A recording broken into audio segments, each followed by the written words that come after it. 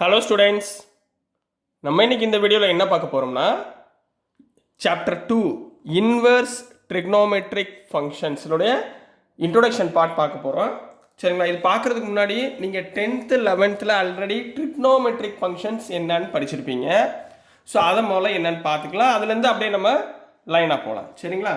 இப்போ வந்துமா trigonometric functions என்னென்ன படிச்சிருக்கீங்க? ட்ரைகோனோமெட்ரிக் ஃபங்க்ஷன்ஸ் இது வரைக்கும் நீங்கள் என்ன நம்ம படிச்சிருக்கீங்க? ஃபங்க்ஷன்ஸ் என்னென்ன சொல்லுங்கள்? Sine theta, cos theta, tan theta. சரிங்களா? இதோடைய ரிவர்ஸ் எது? சைன் டீட்டாவுடைய ரிவர்ஸ் கொசிகன் டீட்டா, காஸ் டீட்டாவுடையது ரிவர்ஸ் சீக்கன் டீட்டா, டேன் டீட்டாவோட ரிவர்ஸ் காட் டீட்டா. ரைட்டுங்களா?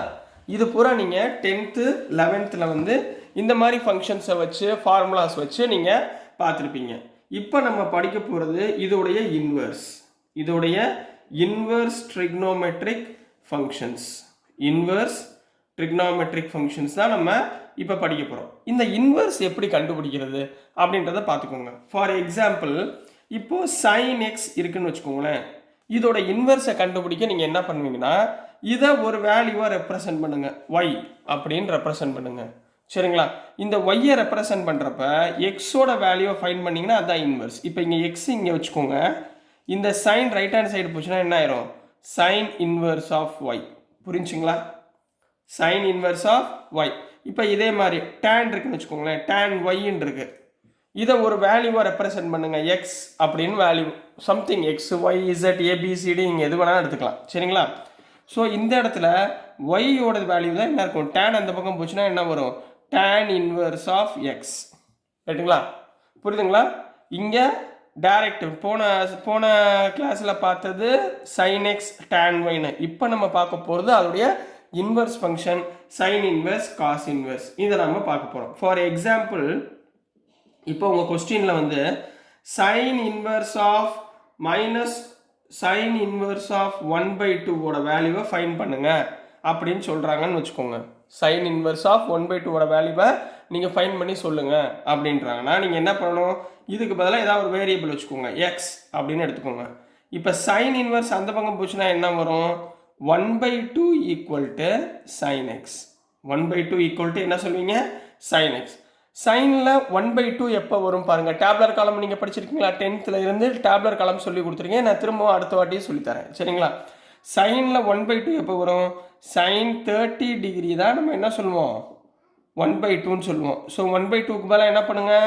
சைன் 30 டிகிரி போடுங்க. இது ரெண்டையும் கம்பேர் பண்ணுறப்ப சைன் போயிடும். ஸோ ரிமைனிங் என்ன இருக்கும்? X is equal to 30 degree. புரிஞ்சுங்களா? அப்போ சைன் இன்வர்ஸ் ஆஃப் 1/2 வேல்யூ என்ன? 30 டிகிரி அப்படின்னு சொல்லி போடலாம். புரிஞ்சுங்களாமா? இது வரைக்கும் ஓகேங்களா? சரி. இப்போ இதே இடத்துல ரேடியனில் எழுதுறதுக்கு கற்றுக்கணுமா? முதல்ல ஃபர்ஸ்ட் இது ஆங்கிள். சரிங்களா? டிகிரியில் கொடுத்துருக்குது ஆங்கிள்ஸ் அப்படின்னு சொல்லி சொல்லுவாங்க. இப்போ இதே ஆங்கிள்ஸை ரேடியனில் எழுதுறதுக்கு முதல்ல கற்றுக்கோங்க. சரிங்களா? எப்படி ரேடியனில் எழுதுவீங்க? ஒன்றும் இல்லை, ரொம்ப சிம்பிள் தான். 360 டிகிரியை எப்படி எழுதலாம்? 2π. 360 டிகிரி எப்படி எழுதலாம்? 2π. இது டிகிரி, இது ரேடியன். இது டிகிரி, இது ரேடியன். சரிங்களா? அதாவது நான் இப்போ என்ன எழுத போகிறேன்னா, டிகிரிஸ் டு ரேடியன் இப்படி மாற்றி எழுத போகிறேன். சரி, டிகிரி டு ரேடியன் எப்படி எழுதுறதுன்னு சொல்லி தர போகிறேன். சரிங்களாம்மா? இப்போ நல்லா கவனமாக பாருங்கள். 360 டிகிரி எப்படி எழுதலாம்னு சொன்னேன்? 2πன்னு எழுதலாம்னு சொன்னீங்களா? சரி, இப்போ இதே இடத்துல 180 டிகிரினா இதில் பாதி. அப்போ 2π/2னா பை. 180னா எவ்வளவு? பை.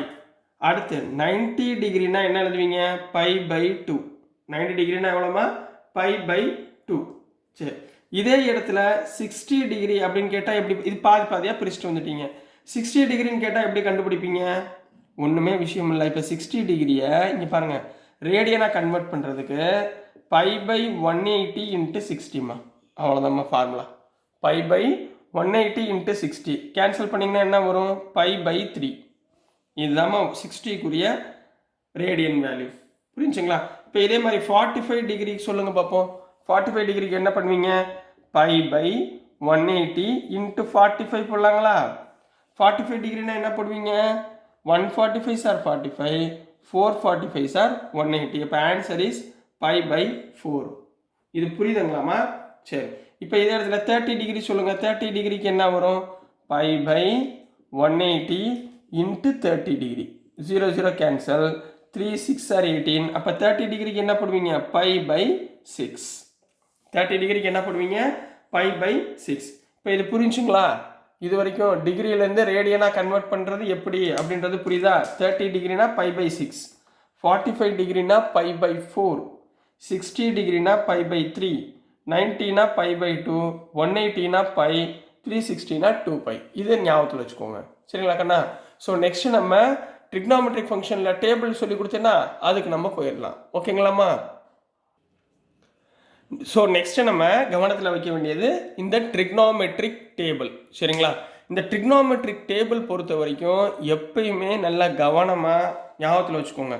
அப்படி உங்களால் ஞாபகத்தில் வச்சுக்க முடியலன்னா தயவுசெய்து மனப்பாடம் பண்ணாதீங்க. எக்ஸாமில் போனவுடனே நீங்கள் என்ன பண்ணுங்கள், ரஃப் ஒர்க்குன்னு ஒன்று கொடுத்துருப்பாங்க.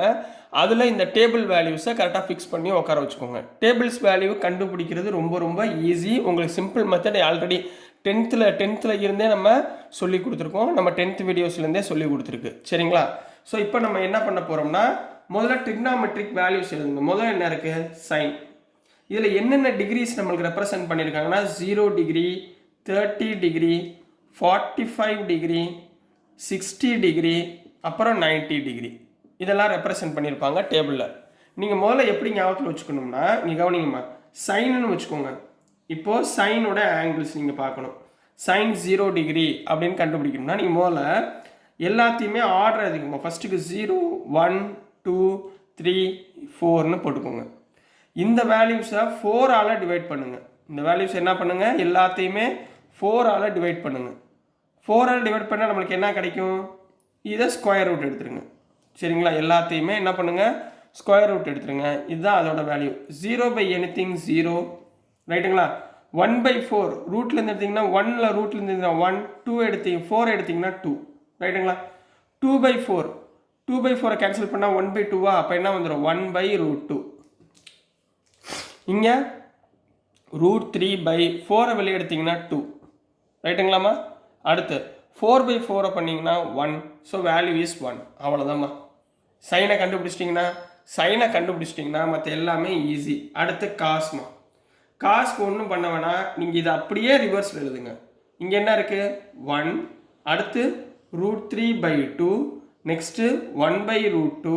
நெக்ஸ்ட்டு 1/2. Last one 0. இது காசுக்குரிய வேல்யூ. நெக்ஸ்ட்டு டேன்மா. டேன்னா நம்மளுக்கு என்ன ஃபார்முலா தெரியும்? sin θ/cos θ. அப்போ sin பை காஸ் பண்ணுங்க. 0/1 0. 1/2/3/2 1/√3. 1/√2 divided by 1/√2 1. √3/2 divided by 1/2 என்ன வரும்? √3.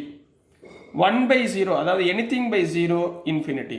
புரிஞ்சுங்களா? நாட் டிஃபைன்டு அர்த்தம். இன்ஃபினிட்டினா என்ன அர்த்தம்? நாட் டிஃபைன்டு அப்படின்னு அர்த்தம். ஓகேங்களாம்மா? இப்போ இது மூணையும் கண்டுபிடிச்சிட்டா மற்றது பூரா ஈஸிமா. சைனுக்கு அப்புறம் என்ன சொல்லிடலாம்? கொசிக்கன் சொல்லிடலாங்களா? கொசிக்கன்னா இதோடைய ரிவர்ஸ். ரைட்டுங்களா? 0/0 0. ரைட்டுங்களா? சாரி 0/1 1/0 என்ன வந்துடும்? இன்ஃபினிட்டி. இதோடைய ரிவர்ஸ் பார்க்கணுமா? 0னா 1/0 பாருங்கள், இன்ஃபினிட்டி. 1/2ஓட ரிவர்ஸ் 2. 1/√2 ரிவர்ஸ் √2. √3/2 ரிவர்ஸ் 2/√2 √3. 1 ரிவர்ஸ் 1. அடுத்துமா சைனுக்கு அப்புறம் காஸ். காஸ்னா என்ன? ரிவர்ஸ் என்ன? சீக்கன். 1/1 1. √3/2 திருப்பி போடுங்க 2/√3. 1/√2 திருப்பி போடுங்க √2. 1/2 திருப்பி போடுங்க 2. 0 1/0 என்ன வந்துடும்? இன்ஃபினிட்டி.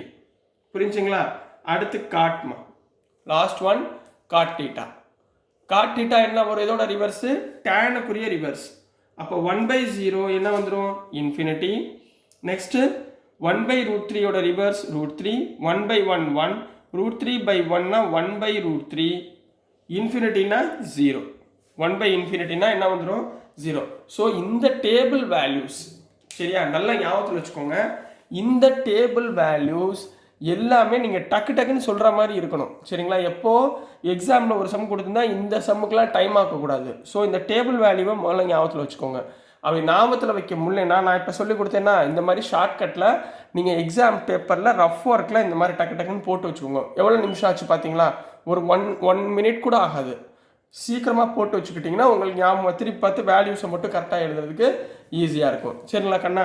ஸோ நெக்ஸ்ட்டு நம்ம முக்கியமான ஒரு கான்செப்ட்குள்ளே போக போகிறோம், ஃபேமிலிஸ் கான்செப்ட். அது என்னன்னா, ஸோ நெக்ஸ்ட்டு வந்து ஃபேமிலி கான்செப்ட் சொன்னேன். சரிங்களா? இப்போது இந்த ட்ரிக்னாமெட்ரிக் ஃபங்க்ஷனை ரெண்டாக பிரிக்க போகிறோம். ஒன்று வந்து ஃபேமிலி 1, ஃபேமிலி 2. சரிங்களா? இந்த ஃபேமிலி 1ல் யார் யார் இருப்பாங்கன்னா, சைன் இருப்பாங்க, கொசிகண்ட் இருப்பாங்க, டேன் தீட்டா இருப்பாங்க. ஏன் சார் டேன் வருது?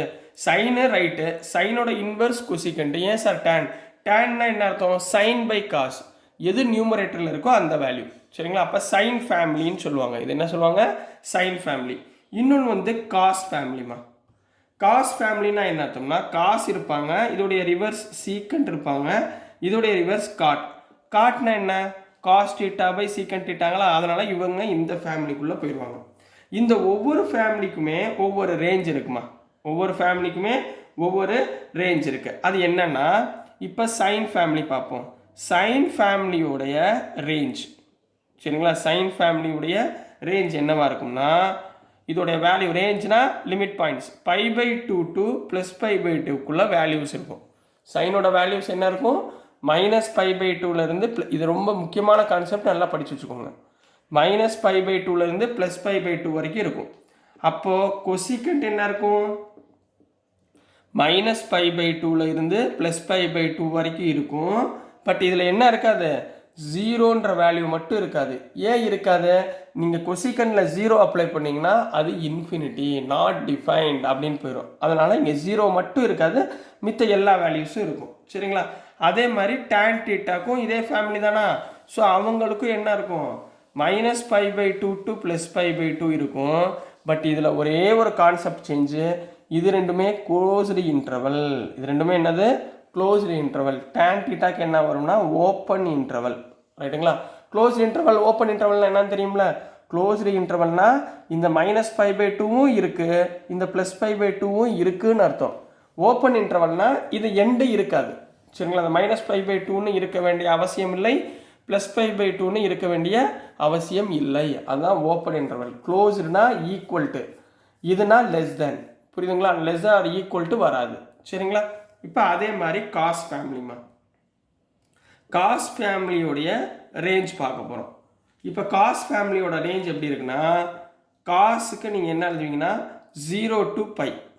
எது வரைக்கும் இருக்கும்? 0 to π வரைக்கும் இருக்கும். அதே மாதிரி இதில் சீக்கண்ட்னு எடுத்துக்கிட்டிங்கன்னா 0 to π வரைக்கும் இருக்கும். பட் அதில் என்ன இருக்காது?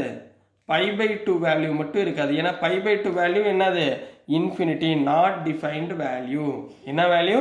நாட் டிஃபைன்டு வேல்யூ மட்டும் இருக்காது. அடுத்து என்ன இருக்குது? Cot theta. காட் தீட்டா எப்பயுமே open interval. Open interval of 0, π. ரைட்டுங்களா? இதுதான் இங்கே கொடுத்துருக்கக்கூடிய ரெண்டு ஃபேமிலிக்குரிய ரேஞ்ச். என்ன சொல்லுவோம்? ரெண்டு ஃபேமிலிக்குரிய ரேஞ்ச் சொல்லிக்கிட்டு இருக்கேன். ஸோ இந்த ரெண்டு ரேஞ்சையும் கொஞ்சம் நல்லா கவனமாக படிச்சுக்கோங்க. இந்த ரெண்டு ரேஞ்சையும் மறந்துடாதீங்க. சரிங்களா? ரேஞ்ச் ஞாபகத்தில் இருந்தால் தான் நம்மளால் என்ன பண்ண முடியும்? அடுத்தடுத்த ப்ராப்ளம் நம்மளால் போக முடியும். சரிங்களா கண்ணா? ஸோ நெக்ஸ்ட்டு நம்ம சில முக்கியமான ஃபார்முலாஸ் நம்ம கொஞ்சம் பார்த்துடலாம். சரிங்களா? ஸோ நெக்ஸ்ட்டு நம்ம சில முக்கியமான ட்ரிக்னாமெட்ரிக் ஃபார்முலாஸை கொஞ்சம் ஞாபகத்தில் வச்சுக்க வேண்டியது. இது வந்து போன 11th நீங்கள் படிச்சிங்க பார்த்தீங்களா? அந்த மாதிரி நிறைய ஃபார்முலாஸ்லாம் இருக்காது, ரொம்ப கம்மியாக தான் இருக்கும். சரிங்களா? இப்போ என்ன முதல் சைன் ட்ரிக்னாமெட்ரிக்கோட பார்ப்போம், அதுக்கப்புறம் இன்வெர்ஸ் பார்ப்போம். சரிங்களாம்மா? முதல் ட்ரிக்னாமெட்ரிக் ஃபார்முலாஸ் நீங்கள் என்னென்ன ஞாபகத்தில் வச்சுக்கணும் அப்படின்னு சொல்கிறேன். Trigonometric formulas. சரிங்களா? இதை முதல்ல எது ஞாபகத்தில் வச்சுக்கணும் அப்படின்னு சொன்னீங்கன்னா, சைன் ஆஃப் மைனஸ் தீட்டா நீங்கள் என்ன எழுதணும்னா மைனஸ் சைன் தீட்டா. என்ன எழுதணும்? Minus sine theta. அதே மாதிரி காஸ் ஆஃப் மைனஸ் தீட்டானா காஸ் தீட்டா. ரைட்டுங்களா? இது ரெண்டுமே உங்களுக்கு தெரியுமா? ட்ரிக்னாமெட்ரிக் ஃபார்முலாஸில் இது ரெண்டும் தெரியுமா? இப்போ நீங்கள் அதை அப்படியே என்ன பண்ண போகிறீங்க? இன்வெர்ஸ்க்கு மாற்ற போகிறீங்க. என்ன மாற்றணும்? சரிங்களா? இப்போ வந்து நம்ம பார்க்க போகிறது இன்வெர்ஸ். இப்போ நம்ம பார்க்க போகிற இது வந்து ட்ரிக்னாமெட்ரிக் நார்மல் ஃபார்முலாமா, இதை இன்வெர்ஸில் பார்க்க போகிறேன், கவனிங்க. Sine inverse of minus x எப்படி எழுதுவீங்க? Minus sine inverse x. ரைட்டுங்களா? அடுத்து இதோடைய ரிவர்ஸ் என்ன இருக்குது, cosecant inverse of minus x. அப்போ என்ன வரும், மைனஸ் கொசிகண்ட் இன்வர்ஸ் எக்ஸ். அதே மாதிரி tan inverse of minus x equal to என்ன வந்துடும், மைனஸ் tan இன்வர்ஸ் எக்ஸ். ஏன் சார் வந்து சைனு காசு டேன் எடுக்கிறேன், ஏன்னா இவங்க 3 பேரும் ஒரே ஃபேமிலி, ஒரே ஃபேமிலி. இப்போ இன்னொரு ஃபேமிலி போக போகிறோம், காஸ் ஃபேமிலி. இவங்க காஸ் ஃபேமிலி தான் பெரிய பிரச்சனையே. இப்போ பாருங்கள், cos inverse of minus x, இங்கே என்ன வந்துச்சு, காஸ் தீட்டா வந்துச்சா, இங்கே அப்படி வராது, 180 minus cos inverse of x போடணும். ரைட்டுங்களா, காஸ் இன்வர்ஸ் ஆஃப் மைனஸ் எக்ஸ்னால் என்ன பண்ணணும், pi minus cos inverse of x ஞாபகத்தில் வச்சுக்கோங்க. ரைட்டுங்களா, அப்போ ரெண்டாவது ஆள் யார், secant inverse of minus x. அப்போ இவங்களும் என்னவா இருப்பாங்க, pi minus secant inverse of x. Pi மைனஸில் 180 மைனஸ் ஞாபகத்தில் வச்சுக்கோங்க. அதே மாதிரி காட் இன்வர்ஸ் ஆஃப் மைனஸ் எக்ஸ்னால் என்ன பண்ண போகிறீங்க, pi minus cot inverse of x. புரியுதுங்களா, போன வீடியோவில் ரேஞ்ச், போன கொஞ்சம் நேரத்துக்கு முன்னாடி ரேஞ்ச் பற்றி சொல்லி கொடுத்துருந்தேன். இப்போ என்ன சொல்கிறேன், இந்த மாதிரி ஃபார்முலாஸ். சரிங்களா, இப்போ அதில் இன்னொரு ஃபார்முலாஸ் நீங்கள் ஞாபகத்தில் வச்சுக்க வேண்டியது. சரிங்களா, sine theta plus cos theta equal to என்ன, sine square theta plus cos square theta equal to என்ன சொல்லுவோம், 1ன்னு சொல்லுவோமா. இங்கே பாருங்கள், sine inverse of x plus cos inverse of x equal to என்ன வரும்னா π/2. என்ன வரும், π/2. இதெல்லாம் ஞாபகத்தில் வச்சுக்கோங்க. ஃபார்முலாஸ் முக்கியமானது, ரொம்ப கம்மியாக தான் இருக்குது, இந்த ஃபார்முலாலாம் ஞாபகத்தில் வச்சுக்கோங்க. அடுத்து tan inverse of x plus cot inverse of எக்ஸ்னா அதுவும் π/2. அதுக்கடுத்து cosecant inverse of x plus secant inverse of x, இது ரெண்டையும் பண்ணிங்கனாலும் π/2. ரைட்டுங்களா, அடுத்து முக்கியமான formula tan inverse of x plus tan inverse of y இப்படின்னு கேட்பாங்க. இதை என்ன ஞாபகத்தில் வச்சுக்கோங்கன்னா, tan inverse of x plus y by 1 minus XY.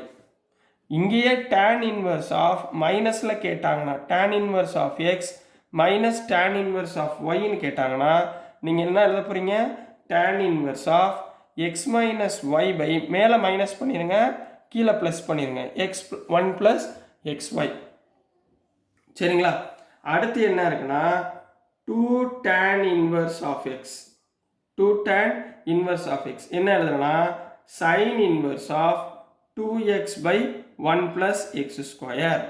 ரைட்டுங்களா, புரியுதுங்களாம்மா. இதுலையே இன்னொன்று என்ன இருக்குன்னா, சைன் 3 தீட்டா அப்படின்னு கேட்டாங்கன்னு வச்சுக்கோங்க. சைன் 3 தீட்டானா என்ன எழுதலாம், 3 sine theta minus 4 sine cube தீட்டான்னு எழுதணும். 3 sine theta minus 4 sine cube theta அப்படின்னு எழுதணும். புரியுதுங்களாம்மா. அடுத்து இதே இடத்துல காஸ் 3 தீட்டா அப்படின்னு கேட்டாங்கன்னா 4 cos cube theta minus 3 cos theta எப்படி எழுதணும். ரைட்டுங்களா, மொத்தம் எத்தனை, இந்த மாதிரி சிம்பிளாக ஒரு 10 ஃபார்முலா, 1 2 3 4 5 6 7 8, ஸோ ஒரு 10 ஃபார்முலாஸ் இருக்குமா. இந்த 10 ஃபார்முலா மட்டும் கொஞ்சம் நல்லா கவனமாக வச்சுக்கோங்க. அதுக்கப்புறம் ரேஞ்ச் ஞாபகத்தில் வச்சுக்கோங்க. உங்களுக்கு ஒரு ஃபேமிலியாக பிரித்து கொடுத்து ரேஞ்ச் சொன்னேன்னா இந்த ரேஞ்சை நல்லா ஞாபகத்தில் வச்சுக்கோங்க. இந்த இன்வெர்ஸ் ஃபங்க்ஷன் இதை ஞாபகத்தில் வச்சுக்கோங்க. Cos of minus x, sine of minus x, இதை கொஞ்சம் ஞாபகத்தில் வச்சுக்கோங்க. இவ்வளோ ஞாபகத்தில் வச்சுக்கிட்டாலே உங்களுக்கு ஓரளவு இன்வெர்ஸ் ட்ரிக்னாமெட்ரிக் ஃபங்க்ஷனுடைய ப்ராப்ளம்ஸ் மேக்ஸிமம் சால்வ் பண்ணுறதுக்கு ஈஸியாக இருக்கும். ஸோ டியர் ஸ்டூடெண்ட்ஸ், நான் அனுப்புகிற வீடியோஸ் உங்களுக்கு புரிஞ்சிருக்கும்னு நம்புகிறேன். ஸோ புரிஞ்சிருந்துச்சுன்னா, பிடிச்சிருந்துச்சுன்னா மறந்துடாமல் லைக் பண்ணுங்கள், ஷேர் பண்ணுங்கள், மறக்காமல் சப்ஸ்கிரைப் பண்ணி சப்போர்ட் பண்ணுங்கள் ஸ்டூடெண்ட்ஸ். தேங்க்யூ.